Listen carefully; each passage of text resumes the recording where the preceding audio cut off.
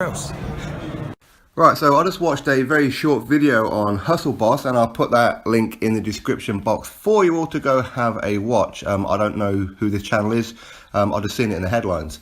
So within this one, Luis Ortiz, now of course he talks about his upcoming opponent with Travis Kaufman on December the 1st on the Wilder Fury undercard. Now first of all, what I have to say about that one is, why Travis Kaufman? When you've got Joe Joyce on the card too. Joe Joyce has been calling out Luis Ortiz.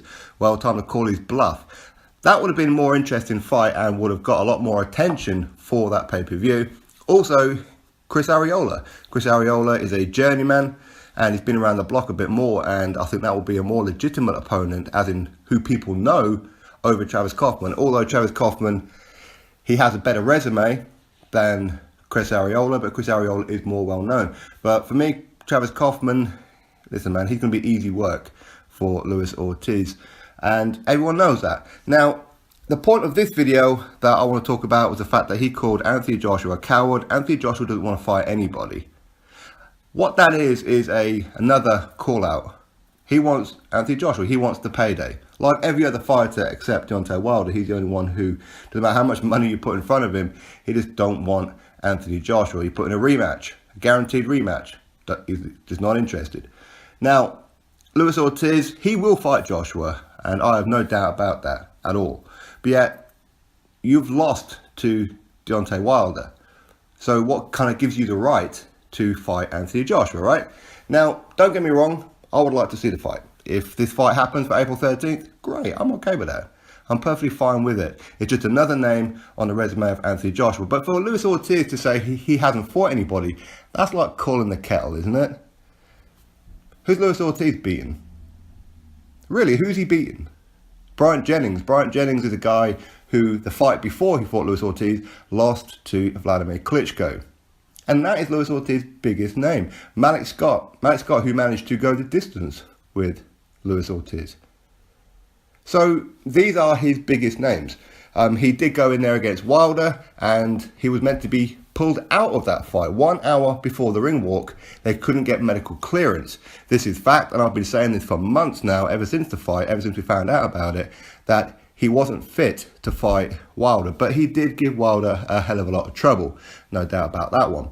Now, for him to be calling out Joshua, he's been doing that for a long, long time.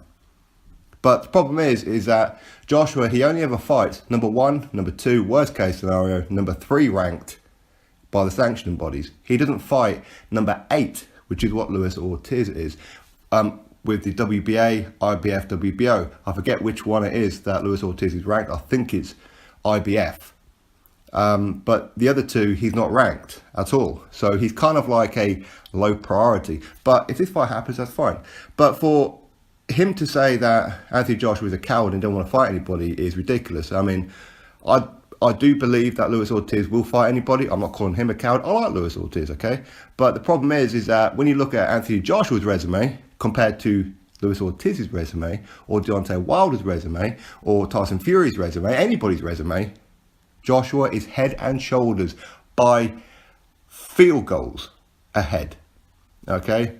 Last fight, Alexander Povetkin. Alexander Povetkin knocked out Luis Ortiz in the amateurs. Okay, it's only amateurs, it's not pro game, but still, he knocked him out in the first 30 seconds of the first round. So that's Alexander Povetkin, number 1 ranked WBO and WBA. Higher ranked than Luis Ortiz across all sanctioning bodies. He's beaten Dillian Whyte.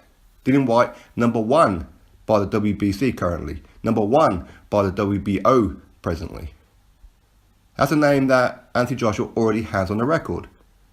And he was offered a chance, this is Luis Ortiz, was offered a chance to fight Dillian Whyte.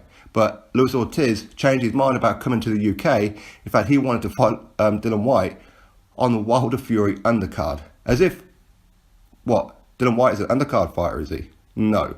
Okay, Dillian Whyte should not be taking second best to anybody, playing second fiddle to anybody's card.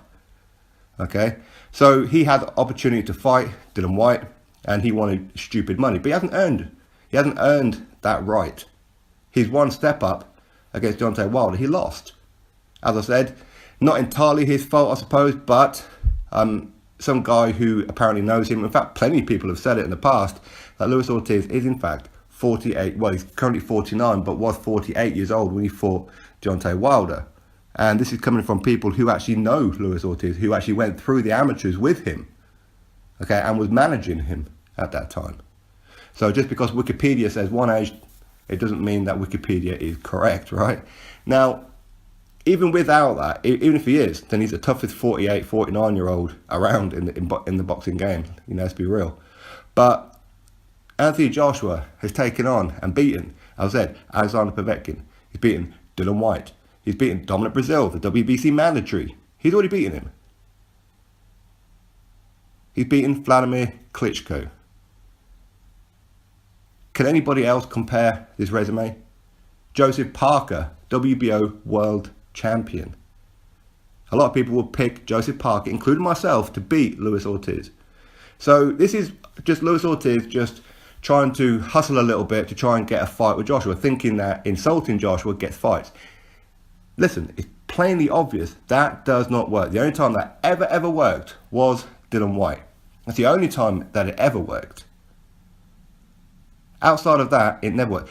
It's like water off a duck's back. You can insult Joshua, you can call him whatever. And I know a lot of people say, well, he's a coward because he doesn't respond. Well, why should he respond to what he would consider minnows right now? He's king of the castle, right? Why would he respond to anybody? The only person that he's been responding to recently would be Deontay Wilder. Why? Because he needs Wilder to become undisputed. Well, he doesn't even need Wilder. He just needs that belt. It doesn't matter who holds that belt. He wants that belt to be undisputed. He's the only one. He's the only heavyweight to have unified in the heavyweight division. In the history, the last undisputed champion was Lennox Lewis. He held 3 of the main belts. At the time, that was undisputed. Joshua currently owns 3 belts, just that there's now an additional one. So Joshua has already done what Lennox Lewis has done, except for the fact that now there's an extra belt, which is the WBO. Back then, the WBO, while it was around, wasn't needed to become undisputed. Now it is. But Joshua still got 3 belts, same amount of belts as Lennox Lewis. So he's looking to become the first 4-belt undisputed heavyweight champion. Luis Ortiz does nothing for that. It's just another name on the resume.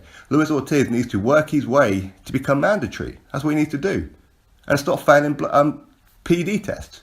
High blood pressure or not, make sure you put that crap on the form. It's as simple as that. But he's failing medicals before fights. And then he's saying, come on, I need the money. I can still do this. And just manages to get the green flag last minute, say, okay, fine, it's your own health, you go for it. So, as I said, I like Luis Ortiz, but let's be real. There ain't no way in hell he's beating Joshua. Joshua would steamroll him. Absolutely obliterate him within 2, maybe 3 rounds at best.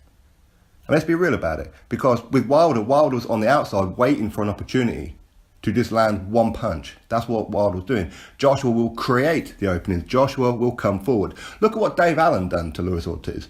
He just kept coming forward, and it took Luis Ortiz nearly 7 rounds. There was like 1 second left of round number 7, only one more round to go, and Dave Allen would have went distance. At that point, Dave Allen had only had, 12 fights or something like that, not even that. So this goes to show that Luis Ortiz isn't all he's cracked up to be. He's still an important factor in the heavyweight division, and he has plenty of big nights ahead of him if he chooses the right opponents. Fighting Travis Kaufman is not a good opponent. There are plenty of other ones out there that he could have fought. He's a PBC fighter currently. He could be going over to DAZN after this fight, but currently he's PBC. So why is Al Haymon not making him versus Dominic Breazeale? He can get back into the mandatory situation. Why is he not fighting another PBC fighter, Adam Kownacki? Why is he fighting Travis Kaufman of all people? Yeah, he wants to call Joshua a coward? Come on, Lewis. Come on, mate. This is crazy. This is silly talk. There are plenty of people ahead of him right now. Plenty of people. And I know that there's still a lot of brainwashed people out there who still believe that Joshua ducked Luis Ortiz. He never ducked it. He offered Luis Ortiz a contract. Okay, I must fight my IBF mandatory, which at the time was Kubrat Pulev. If I don't fight him, I'm going to get stripped. Yes, you are the WBA mandatory, but I will take care of my IBF mandatory because I was IBF champion first. These are the rules. Hence the reason why he was never going to get stripped of the WBA. But he would have got stripped of the IBF had he not fought Kubrat Pulev. Kubrat Pulev got injured. The next in line for the IBF was Carlos Takam. Luis Ortiz was offered a contract. I will give you a contract right now. This is on record to fight you after Carlos Takam. I'll give you a contract. Luis Ortiz didn't want to do that. Luis Ortiz wanted to fight Deontay Wilder. Ultimately, he ended up failing the PED test because he didn't declare the fact that he was on these high pressure medication. So really, didn't Luis Ortiz duck Anthony Joshua? Anyway, that's Luis Ortiz's statement. And as I said, I'll put that video in the description box for you all. Go give it a watch if you want. And come back here, drop yourself a comment. Make sure you click that thumbs up. And of course, subscribe. And I'll catch you all on the next video.